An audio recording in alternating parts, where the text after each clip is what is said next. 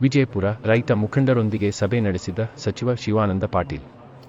ವಿಜಯಪುರ ನಗರದ ಪ್ರವಾಸಿ ಮಂದಿರದಲ್ಲಿ ಜವಳಿ ಮತ್ತು ಕೃಷಿ ಮಾರುಕಟ್ಟೆ ಸಚಿವ ಶಿವಾನಂದ ಪಾಟೀಲ್ ಅವರು ಜಿಲ್ಲೆಯ ರೈತ ಮುಖಂಡರೊಂದಿಗೆ ಇಂದು ಸಭೆ ನಡೆಸಿದರು. ಕಬ್ಬಿಗೆ ಬೆಂಬಲ ಬೆಲೆ ನೀಡಬೇಕು ಎಂದು ಸಚಿವ ಶಿವಾನಂದ ಪಾಟೀಲ್ ಅವರ ಮನೆಗೆ ಮುತ್ತಿಗೆ ಹಾಕುವ ಹಿನ್ನೆಲೆ ಸಭೆ ನಡೆಸಿದರು. ಇನ್ನು ಸಭೆಯಲ್ಲಿ ಮುಖ್ಯಮಂತ್ರಿಗಳೊಂದಿಗೆ ಚರ್ಚಿಸಿ ಆದಷ್ಟು ಬೇಗ ಬೆಂಬಲ ಬೆಲೆ ಕೊಡಿಸುವ ಭರವಸೆ ನೀಡಿದರು.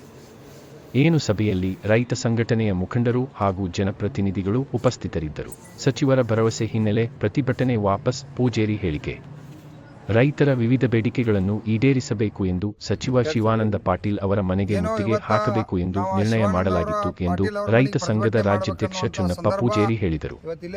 ಸೋಮವಾರದಂದು ವಿಜಯಪುರಲ್ಲಿ ಮಾಧ್ಯಮದ ಜೊತೆ ಮಾತನಾಡಿ, ಕಬ್ಬಿಗೆ ಬೆಂಬಲ ಬೆಲೆ ನೀಡಬೇಕು ಎಂದು ಸಚಿವರ ಮನೆಗೆ ಮುತ್ತಿಗೆ ಹಾಕುವ ನಿರ್ಣಯ ಮಾಡಿದ್ದೇವೆ.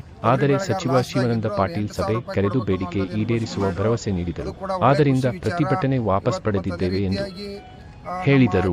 ಜೋಳಕ್ಕೆ ಕೂಡ ಇವತ್ತು 2,000 ರೂಪಾಯಿ ವ್ಯಾಪಾರ ಆಗತ್ತಿತ್ತು. ಅದು 3,400 ರೂಪಾಯಿ ಜೋಳ ಖರೀದಿ ಮಾಡಬೇಕಂತೇಳಿ ನಿರ್ಣಯ ಮಾಡ್ಯಾರು. ಅದು ಕೂಡ ಸಂತೋಷ. ಮತ್ತು ಕಬ್ಬು ಬೆಳೆಗಾರರು ಎಲ್ಲೆಲ್ಲಿ ಕಾಟಗಳನ್ನ ಡಿಜಿಟಲ್ ಕಾಟ ಕುಣಿಸ್ಬೇಕು, ತಕ್ಷಣ ಕುಣಿಸ್ಲಿಕ್ಕೆ ಅದು ನಿರ್ಣಯ ಪ್ರಾರಂಭ ಮಾಡ್ಯಾರು. ಮತ್ತು ಎಲ್ಲಿ ಸಾಮೂಹಿಕ ಕುಣಿಸ್ಬೇಕು ಅನ್ನೋದು ಕೂಡ ಅವಕಾಶ ಕೊಡ್ತು ಅಂತ ಹೇಳ್ಯಾರು. ಕಬ್ಬು ಬೆಳೆಗಾರದು ಏನೋ ಸರ್ಕಾರ ಹೋಗ್ತಕ್ಕಂಥ ತೆರಿಗೆ ಹಣದ ಘೋಷಣೆ ಮಾಡ್ಬೇಕಂತ ಹೇಳಿದ್ವು.